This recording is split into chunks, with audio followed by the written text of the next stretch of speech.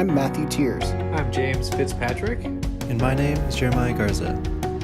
Today we're going to explain the benefits and drawbacks of first-person shooting games on the Millennial generation. Can video games have a positive impact on a player's life? Video games are a popular pastime in modern society. More and more people are turning to video games to spend their free time.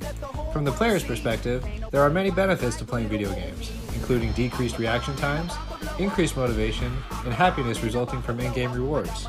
From studying video game design, the addictive properties of video games, and the psychology behind violent video games, there is clear evidence to suggest that the first-person shooter-style video games have a negative impact on a player's life.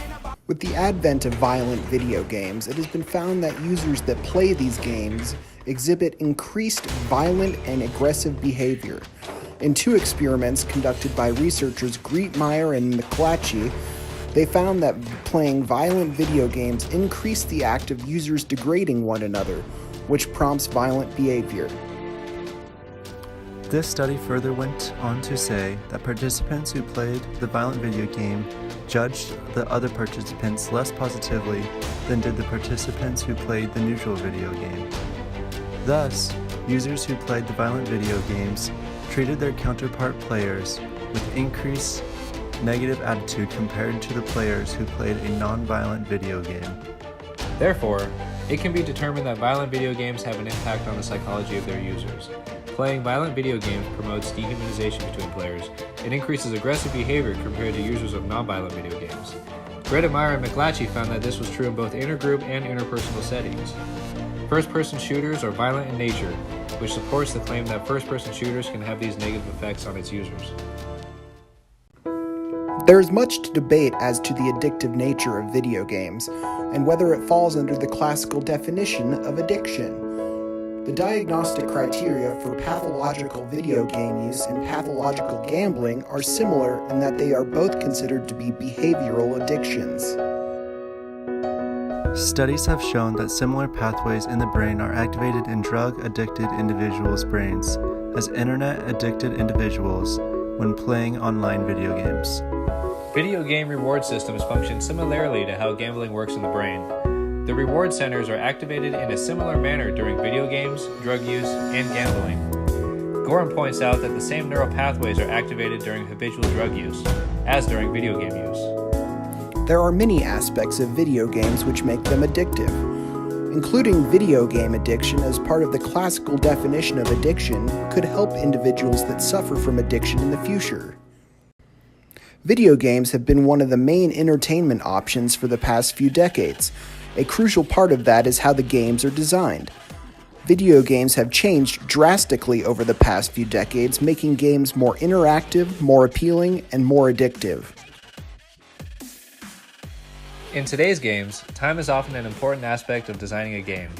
When the players have the pressure of time, they're having to make quick decisions and choices. Wolf stated that the smallest unit of interactivity is the choice, which consists of two or more options from which the player chooses. The key appeal to games is the control a player has. This is due to the happiness when we get control of our lives. Games give us the ability to control the environment around us through virtual reality.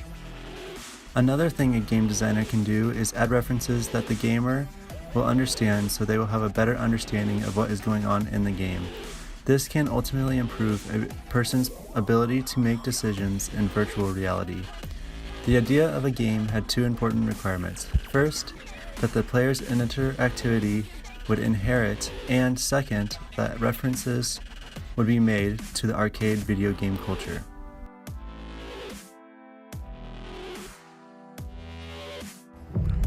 Video games are created with the intention of establishing a user interactive environment. Their development with exceptional interactivity creates a sense of pleasure among players. This is true for violent video games like first-person shooters as well.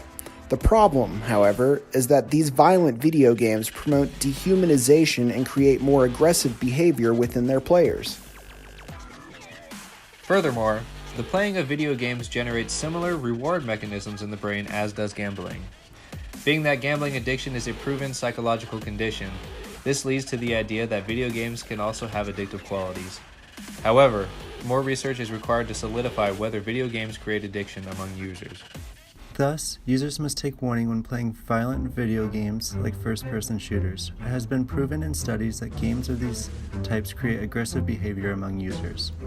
Furthermore, there is linking evidence that supports that video games, violent games included, can create addiction. Therefore, not only do these games create negative behavior mechanisms, but they may also create user dependency. Have video games influenced you in your life?